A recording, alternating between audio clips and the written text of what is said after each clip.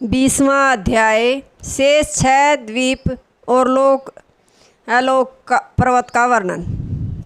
सुखदेव जी बोले, हे राजन, अब हम जम्बू द्वीप के वर्णन के बाद पलक्ष द्वीप, सालमली द्वीप, कुश द्वीप, क्रौंच द्वीप और पुष्कर द्वीप, इन 6 द्वीपों का क्रमशः वर्णन करते हैं। जैसे मेरू पर्वत जम्बू द्वीप से घिरा है, वैसे ही लक्ष्य योजन विस्तीर्ण जम्बू द्वीप उतने ही परिमाण वाले क्षीर समुद्र से वेष्टित है। क्षीर समुद्र के बाद 2 लक्ष योजन वाला पलक्ष द्वीप है, वह उतने ही परिमाण वाले इक्षु रस के समुद्र से वेष्टित है।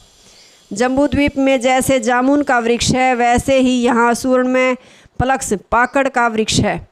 इसी से यह पलक्ष द्वीप कहा जाता है। यहाँ 7 जीवा वाले अग्निदेव निवास करते हैं। प्रियव्रत के पुत्र इदम जीवा इसके अधिपति हैं। उन्होंने इस द्वीप के 7 विभाग कर अपने 7 पुत्रों को दे दिए और स्वयं संसार से उपरत हो गई। इस द्वीप में 7 पर्वत और 7 नदियाँ प्रसिद्ध हैं। यहाँ 4 वर्ण के लोग रहते हैं जो सूर्य की उपासना करते हैं। वहाँ के मनुष्य देवतुल्य हैं, जिनकी आयु 1000 वर्ष की है। इसके बाद पलक्ष द्वीप से दूना 4 लक्ष योजन का सालमली द्वीप है। यह उतने ही विस्तार वाले मदिरा के समुद्र से वेष्टित है। सालमली सेमर का वृक्ष है, इस पर गरुड़ का निवास है। इसके अधिपति प्रियव्रत के पुत्र यज्ञबाहु हैं। उन्होंने इस द्वीप के 7 खंडों को अपने 7 पुत्रों में विभक्त किया है। यहाँ 7 पर्वत, 7 नदियाँ और 4 वर्ण हैं जो चंद्रमा की उपासना करते हैं। सालमली द्वीप से दूने परिमाण का 8 लक्ष योजन का कुश द्वीप है। यह मदिरा सागर से दूने परिमाण वाले घृत समुद्र से वेष्टित है। इसमें कुश की झाड़ियाँ हैं। इसके अधिपति हिरण्यरेता हैं। वे इसके 7 खंडों को अपने 7 पुत्रों में विभक्त कर स्वयं तपस्या करने वन में चले गए। इस द्वीप में भी 7 पर्वत, 7 नदियाँ और 4 वर्ण हैं जो भगवान अग्निदेव की यज्ञों द्वारा उपासना करते हैं।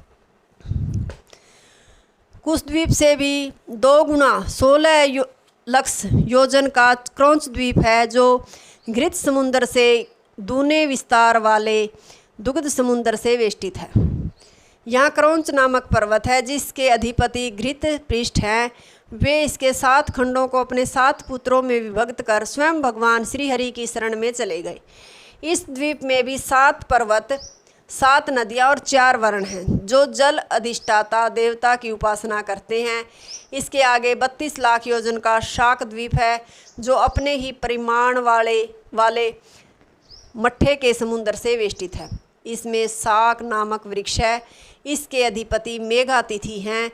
वे इस द्वीप के 7 खंडों को अपने 7 पुत्रों में विभक्त कर भगवान में चित्त लगाकर तप करने चले गए। इस द्वीप में भी 7 पर्वत, 7 नदियाँ और 4 वर्ण हैं। ये सब वायु देवता की प्राणायाम द्वारा उपासना करते हैं। वाक द्वीप, शाक द्वीप के बाद उससे दूना 64 लक्ष योजन का पुष्कर द्वीप है। यह अपने ही परिमाण वाले शुद्धोदक समुद्र से वेष्टित है। इसमें स्वर्ण में एक विशाल कमल है। इस द्वीप के बीच में मानसोतर नाम का एक पर्वत है, जो पूर्व और पश्चिमीय खंडों की सीमा का विभाग करता है। इसकी चौड़ाई और ऊंचाई 10,000 योजन है। इसके ऊपर मेरू के चारों ओर घूमने वाले सूर्य रथ का चक्र उत्तरायण और दक्षिणायन के क्रम से घूमता है। इस द्वीप के अधिपति प्रियव्रत के पुत्र वितिहोत्र हैं, जो अपने 2 पुत्रों रमनक और धाती की को दोनों खंडों का अधिपति बनाकर स्वयं पूर्वजों की भांति तप करने वन में चले गए। यहाँ के पुरुष अद्वैत ब्रह्म की उपासना करते हैं।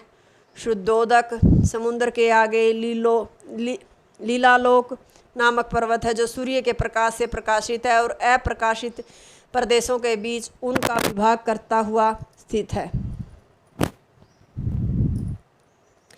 विद्वानों ने प्रमाण और लक्षण द्वारा संपूर्ण भूगोल का नाम 50 करोड़ योजन बतलाया है। उसका चतुर्थ अंश अर्थात 12.5 करोड़ योजन इस पर्वत का मान है। इसकी चारों दिशाओं में ऋषभ, पुष्कर, चूड, वामन और अपराजित नाम के 4 दिग्गज हैं। इस पर्वत पर स्वयं भगवान कल्प पर्यंत अपने पार्षदों सहित लोक रक्षार्थ विराजमान रहते हैं। इस पर्वत के बाद योगेश्वरों की ही गति कही गई है, औरों की वहाँ गति नहीं है। पंचम स्कंद का 20वां अध्याय समाप्त। हरिओम तत्सत।